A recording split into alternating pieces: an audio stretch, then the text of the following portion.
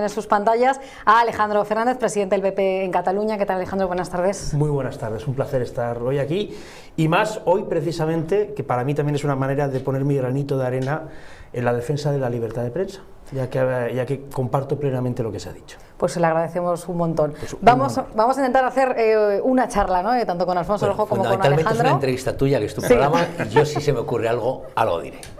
Tenemos que hablar, evidentemente, de Cataluña, y antes de que empezara el programa estábamos Alfonso y yo comentando. Claro, una de las preguntas clave respecto a esto es si hay marcha atrás, ¿no? Si hemos llegado a un punto de no retorno en Cataluña después de que Junts pues esté consiguiendo tantas cosas a cambio de haberle dado su apoyo a Pedro Sánchez. Yo creo que sí que tiene retorno, se puede frenar y se puede revertir. Si no, no me dedicaría a la política en Cataluña, y menos con las siglas que defiendo. O sea, lo hago porque estoy convencido de que se puede frenar y se puede revertir. Es cierto que los daños serán severos. Y hace mucho tiempo que sostengo que lo que estamos viviendo ahora es una ampliación. El proceso antes era estrictamente catalán y ahora es un proceso español. En el tiempo que fue estrictamente catalán es un proceso que no trajo la independencia, lo que trajo fue la decadencia económica de Cataluña, institucional, de convivencia, de prestigio, a todos los niveles. Hoy es lo que estamos viviendo ya en el conjunto de España. Lo que está pasando es la decadencia de España, es el proceso español. Pero del mismo modo que se pudo frenar el proceso estrictamente en Cataluña, creo que también se puede frenar el proceso español. Ahora bien, primero tenemos que aceptar su existencia, que no todo el mundo parece estar de acuerdo con eso. Y segundo, una vez haces el diagnóstico adecuado es cuando te puedes plantear la terapia, y es cómo le podemos dar la vuelta a esto a través de una estrategia política, judicial, social, en la calle, que yo creo que es lo que tenemos que hacer desde el Partido Popular, y creo que ahora mismo lo tenemos enfocado en esa dirección. Para el Gobierno es evidente que Junts es un socio válido, y aquí también la pregunta es si para el resto de partidos debería ser un socio válido o no. De hecho, usted se ha hecho también, se ha hablado mucho de ustedes también en los últimos meses, después de que Feijóo, el presidente del PP, hiciese unas declaraciones respecto a un acercamiento con Junts, le considerara pues, un interlocutor válido. También hemos conocido esos contactos, no sé si desayuno, café o no, entre el Partido Popular y la formación de Carles Puigdemont, y usted fue muy claro al decir que Junts era tóxico y que no era ningún tipo de socio válido para el PP ni para nadie. ¿Mantiene esas afirmaciones? Cualquier persona de la ideología que fuere que se ha acercado a Carles Puigdemont o a Oriol Junqueras ha salido trasquilado. Son productos altamente tóxicos. Junts per Catalunya no tiene nada que ver con la antigua Convergència i Unió. Con eso no estoy idealizando Convergència i Unió, es el partido de Pujol y todos sabemos las tropelías que se cometieron. Pero es cierto que si tú analizas un poquito la trayectoria y ves a Miquel Roca, a Duran Lleida, a Trias Fargas, como mínimo, insisto, sin idealizarlos, su aproximación a la política era institucional. Y como mínimo, de algún modo, se ejecutaba a través de los cauces democráticos y legales, aunque luego hicieran las cosas que de todos conocidas. Junts es un movimiento nacional populista que lo que pretende es la destrucción de la democracia española. Es un movimiento unilateral que dedica todos sus recursos a desprestigiar a España en el extranjero y a intentar socavar las bases de la España nacida de la transición del 78. Y en consecuencia, yo lo que dije en verano, como les conozco muy bien, comparto planta con ellos en el Parlamento, comparto cafetería, los veo cada día, sé cómo son, y los hay que son más simpáticos, menos simpáticos, pero tengo muy claro que de política no se puede negociar nada con ellos, porque no vas a pactar ni financiación, ni una carretera, ni un hospital, no. Ellos lo que quieren, y lo están demostrando ahora, dándome la razón humildemente, es que cada medida que piden va dirigida a erosionar la democracia española. Por lo tanto, con ellos no hay nada que hablar. Una pregunta, ¿quién manda en ese entramado? No es muy grande, hemos visto 300 y menos de 400.000 votos en las últimas elecciones, es un partido pequeño, con un enorme poder en este momento, son los que mandan en el gobierno de España, pero ¿quién manda en Junts? ¿Quién marca el tono en Junts? ¿Quién marca la línea en Junts? Porque hay de todo ahí. Sí, pero manda Carles Puigdemont, manu militari. De hecho, parte del autoengaño al que algunos se han llevado durante los últimos meses viene precisamente de creer que existe un ala moderada o un ala institucional. Cuando se elaboraron las listas de Junts per Catalunya al Congreso de los Diputados, el que había sido consejero de Economía y gran factotum catalán en el mundo económico y financiero, como es Jaume Giró, se postuló públicamente para ser el candidato a esas elecciones. Tampoco idealizo a Giró, pero es verdad que es un hombre pues, más presentable, para que se entienda. Inmediatamente salió la que finalmente fue elegida, la señora Nogueras. Fueron todos a Waterloo a rendir pleitesía y ahí se decidió que fuera Míriam Nogueras. Y el señor Giró volvió pues, con el rabo entre las piernas. Es decir, creo que hay que entender la naturaleza de esta gente para saber exactamente cómo combatir lo que están intentando hacer. No es un partido político al uso. Ahora mismo es un movimiento, insisto, que tiene sede en Waterloo y que está dirigido manu militari por Carles Puigdemont. Y de eso que usted nos dice, que usted nos describe aquí, ¿son conscientes, no digo todos los catalanes, pero la burguesía catalana, los que cuando vas al Godó estás, o cuando vas al, no sé cómo se llama, decir, al teatro, a la ópera, esa gente que va, la burguesía trabajadora, los empresarios catalanes, no digo Grifols, digo los demás, son conscientes de esto o se dejan llevar como burros por el ronzal, como se deja el PSOE, porque en el PSOE lo entendemos, porque lo hace. Lo que no lo podemos entender es en el caso de la burguesía catalana. Vamos a ver, en primer lugar habría que definir muy bien el concepto burguesía catalana. Es decir, no es lo mismo ese concepto en la década de los años 80-90 en Cataluña, incluso mucho antes, de lo que ha ocurrido ahora. Es decir, los 10 años de degradación del tejido económico y social en Cataluña, la salida masiva de las empresas más importantes, ha deteriorado el propio concepto de burguesía catalana. Cataluña ha perdido toda su capacidad de organizar grandes eventos, ha perdido toda su capacidad de construir grandes infraestructuras, es decir, es una sociedad ahora mismo que está profundamente deteriorada, y eso suele ocurrir cuando confluyen dos cosas: el deterioro de la clase media o su desaparición y el deterioro de la élite, en este caso la burguesía, que es la que en teoría debe liderar los avances sociales en cualquier tipo de comunidad política, ¿no? Esto ahora mismo no existe en Cataluña. Lo que ahora mismo existe en Cataluña es una serie de personas con un enorme miedo al poder político y que jamás se atreven a hablar en público, y lo único que nos piden en privado es que les salvemos de sus propios actos, y eso empieza a cansar ya. Yo creo que aquí tenemos que hacernos todos corresponsables. Lo que no puede ser es que se le pida al Partido Popular que diga la verdad y que luego ellos hagan ver que aquí no está pasando nada, ¿no? Creo que si queremos darle la vuelta a la situación en Cataluña tenemos que ser copartícipes todos. Y por lo tanto, a la pregunta que planteas, y que la veo totalmente oportuna, hoy en día no hay como tal una burguesía que le pueda dar la vuelta a esto. Pero es más, cuando también preguntas, ¿se ha enterado de esto la burguesía catalana? ¿Se ha enterado o se han enterado las clases dirigentes aquí en Madrid? Bueno, yo creo que se van a empezar a dar cuenta ahora. Pero no se han enterado. No, bueno, les cuesta. Hay una cosa que, vista desde fuera, yo tengo ya muchos años en esto del periodismo y he visto muchos años de política en España, entonces me llama poderosamente la atención el estado de laxitud que tiene en este momento histórico, comparado con otros, el periodismo, la universidad inexistente, la iglesia silente, el ejército, y estos no hablo porque lleva mucho tiempo sin hablar, desde los tiempos del economato el ejército no se pronuncia. Entonces la especie de aceptación que hay general del tema, en unos casos uno lo puede entender, en el caso del PSOE es interesado, el núcleo que manda en el PSOE. Yo si fuera extremeño no me consideraría como poco perdido si votase al PSOE, ¿no? Pero en el caso de Cataluña no puede la sociedad ser ajena al hecho de que están perdiendo posiciones cada año que pasa y que están en manos de una gente que les lleva al desastre. Y no se nota, parecen que van encantados. En el Barça paran, no sé si lo siguen haciendo, no sé qué minuto. Sí, el 17-14. Los que somos del Barça y nos sentimos plenamente españoles tenemos que sufrir esos cánticos. Bueno, todos los demás nos hemos hecho del Liverpool. No lo reprocho, yo ya no reprocho nada porque a estas alturas...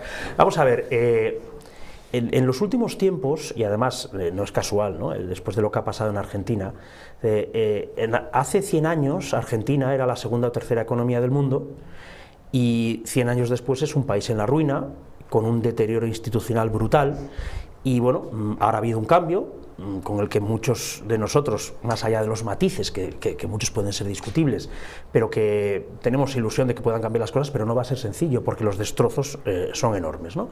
Claro, yo muchas veces explico que los recursos naturales en Argentina no han cambiado, el talento de los argentinos no ha cambiado.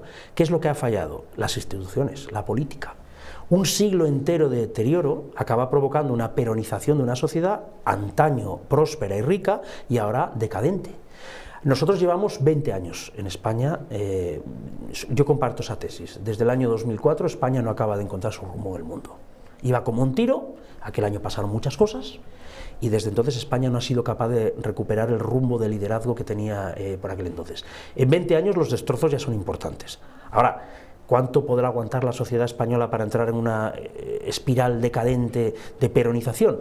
Cuando preguntas qué es lo que ocurre, muchas veces también el ejemplo de Argentina vale, es decir, cuando una sociedad entra ya en esa dependencia absoluta del poder político, los intelectuales callan, los empresarios, como no encuentran vías para desarrollar sus proyectos al margen de los gobiernos, acaban adocenados y acaban pues, prácticamente serviles al poder político, y eso se va desarrollando y va deteriorando una sociedad.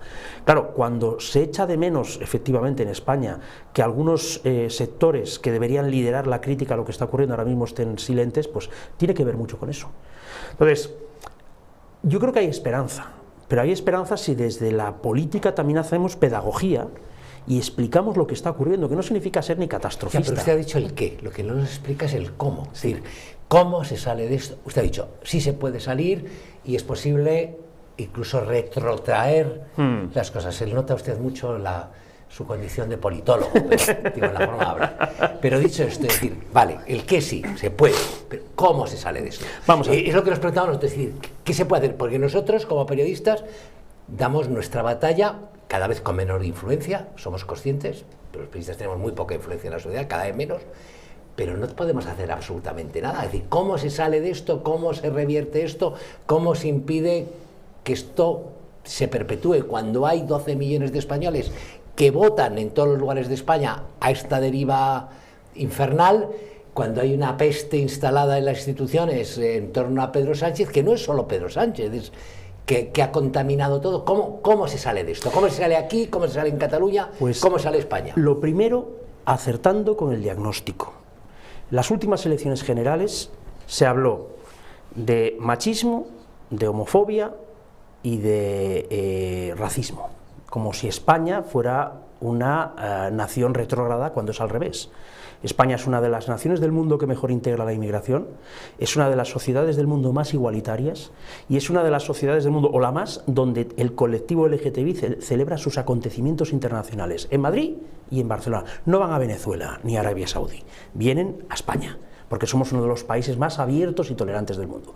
Pues por alguna razón esotérica, que no alcanzo a entender, llegó a cuajar en una parte de la opinión pública en España que el cambio político podía comportar una especie de regresión a los años 30 o 40 en España. ¿Por qué? Porque no se acertó en el diagnóstico. Mucha gente que fue a votar a esas elecciones no pensaba que iba a ocurrir luego lo que Sánchez está haciendo. Y ahí tenemos que hacer autocrítica también nosotros. Hay que explicar lo que está ocurriendo. Lo que está ocurriendo es que hay una operación política para acabar con la España de la transición, y lo quieren hacer por la puerta de atrás, sin la mayoría necesaria para hacerlo. Y además quieren recuperar las dos Españas, prácticamente simétricas, una contra la otra. Yo estoy convencido de que si a los españoles se les convoca a proteger y mejorar lo que fuimos capaces de lograr en el 78 y no entretenernos en otras mandangas, la mayoría de los españoles apoyarán eso. Pero para eso hay que decir la verdad desde el minuto uno. Usted dice que en el resultado de las elecciones influyó, pues efectivamente, yo estoy de acuerdo en que se vendió que España es un país homófobo, que es un país racista, pero también ocurrieron otras cosas, ¿no? Es decir, quizá el Partido Popular confió demasiado en el resultado que preveían las encuestas. De hecho, hace unas semanas pude hablar con Dante Pérez, que era exalcalde de Gimenells y antes estaba en el Partido Popular, y él me comentaba que el Partido Popular se había creído unas encuestas infladas y que eso había afectado en el resultado de las generales, y también pues había ido mucho contra Vox, ¿no? No sé si está de acuerdo con esa afirmación o qué le parece. Se ha hablado mucho de eso, se ha hablado mucho también de si se tenía que acudir o no al segundo debate, y yo creo, y lo digo con toda franqueza, que eso es secundario. Estoy convencido de que lo esencial es no haber convocado a los españoles al reto real que estaba encima de la mesa. Es decir, España ahora mismo tiene un problema de despoblación, lo tiene. Tiene un problema de competitividad económica, lo tiene. Tiene un problema de precio de la energía, lo tiene. Tiene un problema de distribución interna del agua, lo tiene. Pero todos esos problemas palidecen al lado del problema esencial, que es la pretensión de algunos de convertir España en una república confederal a empujones. ¿Por qué? Porque cuando tú rompes las instituciones, todo lo demás falla. Falla la economía, falla la energía, falla el agua, falla absolutamente todo. Argentina, volvemos a lo que decíamos antes. Entonces, yo creo que esa es mi opinión. Es decir, creo que a los españoles hay que recordarles, por si no se acuerdan, que lo que hemos conseguido con sus defectos y sus carencias los españoles en los últimos 45 años es extraordinario. Y que está en juego o ir hacia una deriva que en España ha acabado siempre como el Rosario de la Aurora, que es la historia esta confederal, plurinacional, republicana, porque nunca ha tenido vocación de unir, ha tenido vocación de romper la convivencia en España. Las repúblicas en España siempre se han hecho contra la mitad de los españoles, y en cambio la transición se hizo con la voluntad de unir a los españoles, y eso es lo que está en juego. Y recordarles que si eso falla, fallará la economía, fallará el IVA de las conservas, fallará absolutamente todo. Y luego lo demás ya son estrategias de los equipos de campaña, comunicación, los debates, las encuestas. Yo allí no entro. Yo, en lo que a mí me obsesiona particularmente es que la gente vea que lo que está ocurriendo es real, que muchas veces, y yo lo entiendo, en España ahora mismo hay una cierta nostalgia noventera, y en mi partido también la hay. La hay porque fueron años felices, años en los que España, como decía antes, iba como un tiro, que hubo una colaboración entre distintas formaciones políticas, con sus cositas, lo que tú quieras, pero que España crecía, que recuperó su posición en el mundo. Pero hoy tenemos una operación de esos mismos partidos políticos para destruir todo lo logrado. Y cuesta reconocerlo, hombre, no es agradable, pero hay que afrontarlo. A mí no me hace ninguna gracia, a mí me hubiera encantado, yo me lo digo muchas veces en broma, ojalá yo hubiera sido un miembro del Partido Popular en el año 99 en Palencia, sería el hombre más tranquilo y feliz del mundo. Mira, me ha tocado y a mucha honra ser catalán, soy un orgulloso catalán y soy del Partido Popular también a mucha honra, y me siento catalán y español a mucha honra, y me toca defender esto. Ojalá fuera todo más sencillo y me pudiera dedicar exclusivamente a pensar en los temas de gestión pública, pero es que ahora mismo eso no es lo que está en juego. Lo que está en juego es algo muchísimo más importante y que puede acabar destruyendo todo lo demás. Pero mire, una cosa que decir, existe la idea de que sin Sánchez, Puigdemont, Otegi y Junqueras no serían nada. También existe la idea, la otra cara, sin Junqueras, sin Otegi y sin Puigdemont, Sánchez no existiría como lo hemos conocido. Eso es una. Y se ha instalado en la opinión pública y en la opinión publicada, que somos los periodistas, la idea, la tesis de que quien tiene el botón nuclear y el dedo para apretarlo es Puigdemont. Es decir, que todo depende, pero no de Junqueras, no de Rufián, no de Otegi, no, del señor Puigdemont. Si el señor Puigdemont mañana decide apretar el botón, Sánchez salta por los aires, lo que ha llevado a un sector importante de la derecha a poner sus esperanzas en su futuro, lo cual me parece desquiciante. No usted. Usted no, usted sí que no, eso soy consciente. Pero en Puigdemont, es así, es él quien tiene en su mano hacer que esta legislatura dure 8 meses o que dure 28. Como decía al principio de la entrevista, cualquiera que se acerque a Puigdemont acabará trasquilado. Y si encima deposita su confianza, su futuro y esperanzas en Carles Puigdemont, ya no es que salga trasquilado, es que saldrá masacrado, porque es un producto tóxico. Una pregunta, ¿es muy diferente de Junqueras? Son parecidos, también lo metí antes a Junqueras. También nos ocurrió, recordemos que durante un tiempo hubo una tesis según la cual prácticamente entre Junqueras y el gobierno de España había una entente llamada Operación Diálogo, sí, que iba a pacificar y que iba a evitar la celebración del 1 de octubre, y al final se hizo igual. Es no entender la naturaleza de los personajes. Pero yo en este tema concretamente, precisamente porque no creo que haya ninguna salida con ellos, y que nosotros no podemos confiar ni en el PNV, ni en Junts, y evidentemente en Esquerra y en Bildu ya ni le cuento. Tenemos que confiar en los españoles. Y a ellos nos tenemos que dirigir. No depositemos ninguna esperanza en que si hacemos una moción de censura con Puigdemont y estas cosas, porque sería incluso peor. Acabaríamos nosotros también contaminados de todo eso.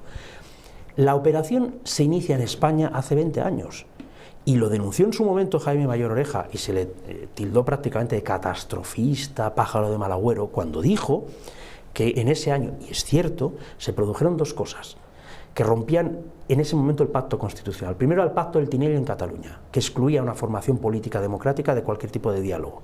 De ahí sale el Estatuto de Cataluña, de la exclusión del Partido Popular. Y lo segundo fue la reunión con ETA en Perpiñán, que era el primer paso del blanqueamiento de Bildu. ¿Quién hubiera imaginado entonces que hoy Bildu estaría blanqueada? Parecía completamente imposible, pues hoy es una realidad. En ese momento el Partido Socialista toma una determinación, que es, ante las mayorías absolutas del PP, el modelo constitucional del 78 no nos sirve porque gana el PP. Hay que cambiarlo. Y tenemos que pactar con ETA y tenemos que abrirnos al separatismo en Cataluña. Dicho y hecho. 20 años después, hoy eso es una realidad. Y por lo tanto, repito, no es catastrofismo, es aceptar la realidad. En su momento, el Pere Aragonès establece una hoja de ruta pactada cuando todavía tenía un gobierno con Junts per Catalunya, en el que diseña 8 puntos de lo que ellos llaman la estrategia con respecto al gobierno de España de la mesa de diálogo. Era indultos, supresión de la sedición, modificación de la malversación, retirada del CNI de Cataluña, retirada de la Guardia Civil y la Policía de Cataluña, que esto está al caer, o sea, lo van a intentar enseguida, la inhibición del gobierno de España en el cumplimiento de las sentencias lingüísticas, la amnistía y la autodeterminación. De los 8 llevamos 7. O sea que blanco y en botella. Van a intentar el otro. ¿Lo conseguirán? Nosotros vamos a poner todo para que no lo consigan. Pero de momento han conseguido 5 seguros. El de la retirada de la Guardia Civil y la Policía están en ello. La amnistía lo van a conseguir en breve, eso lo queda uno.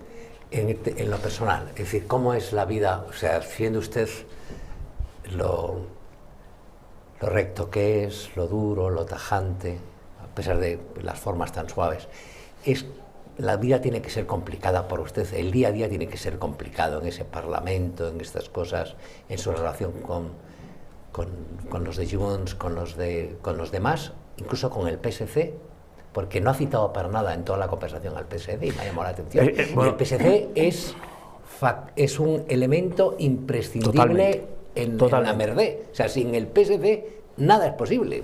Totalmente. Es decir, sin la traición de los socialistas a la España democrática, a la idea de la España democrática que teníamos, nada de esto hubiera sido posible. Evidentemente. Pero le voy a decir una cosa. Me importa un pimiento la relación que yo pueda tener con mis adversarios. A mí lo que me preocupa es que los míos entiendan lo que está pasando. Con eso me conformo. Lo demás es como todo en la vida. Puedes tener relaciones más cordiales, menos cordiales, puedes encontrarte gente en la calle que te apoya, mucha más de lo que parece. Hay que recordar que en las últimas elecciones generales hemos sacado más votos que Junts y más votos que Esquerra Republicana, es decir, el PP en Cataluña está recuperando pulso y con 500.000 de votos, es mucha gente. Pueblos en fila India, 500.000. Pero de verdad no me preocupa porque ya me va en el sueldo, o sea, el enfrentarme a ellos. Por eso me dediqué a la política en Cataluña. Como muchas veces repito, si hubiera querido medrar en Cataluña me habría hecho convergente o sociata. No, como me va la marcha, me hice del PP, que es el camino más complicado que puedes elegir en Cataluña. Pues bien, como ya sé que eso viene de serie, lo asumo con tranquilidad y a mí lo que más me preocupa sobre todo es que entendamos lo que está ocurriendo. Y una cosa fundamental, que el constitucionalismo catalán no se vuelva a sentir abandonado. Porque hay siempre una tentación, el Partido Socialista lo hace de una manera ya obscena, pero ha ocurrido también con mi partido, de priorizar la relación con el nacionalismo a la protección y difusión del constitucionalismo catalán. El constitucionalismo catalán, cuando está bien articulado, lo demostró Ciudadanos hasta que decidieron hacerse el harakiri y destrozarlo todo, pero puede ganar elecciones si está bien articulado y si tiene las ideas claras. No somos minoritarios, como se quiere decir. Y aquí se tiene también que aceptar esa idea.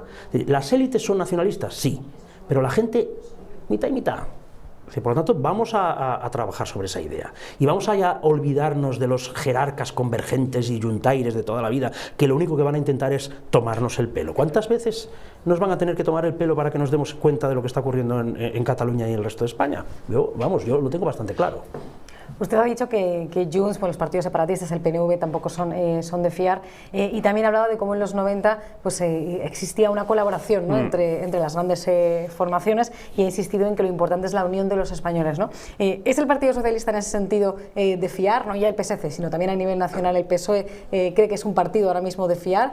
¿Estamos en un punto en el que es necesario llegar a acuerdos entre el Partido Popular y el Partido Socialista para evitar un mal mayor, o realmente el PSOE ya ha pasado una línea que el Partido Popular no puede también pasar al llegar a algún tipo de acuerdo con ellos, o al salvar alguna de las iniciativas legislativas que vaya a sacar adelante durante esta legislatura?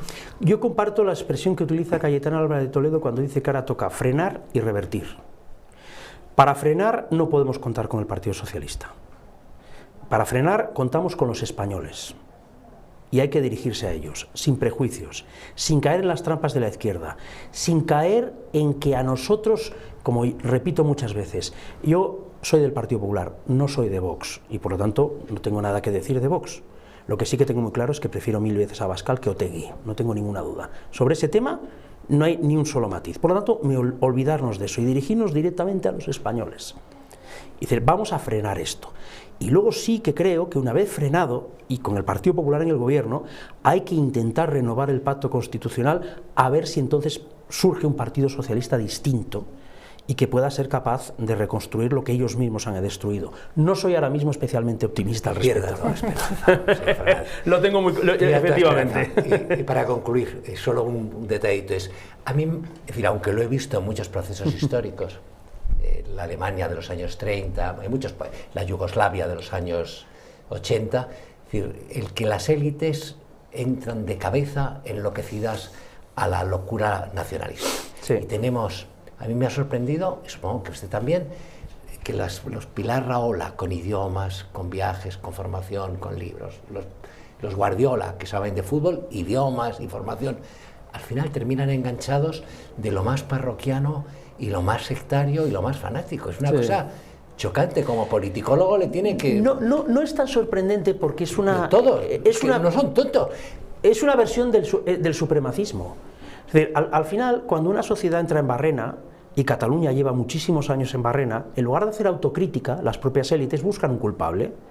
Eso lo detecta Artur Mas en su momento, que es cuando ve que le invaden el Parlamento de Cataluña el movimiento del 15M, y en lugar de apretarse el cinturón, agarrarse los machos, hacer las reformas necesarias para que el sistema de bienestar en Cataluña fuera sostenible, lanza una campaña que es Madrid nos roba.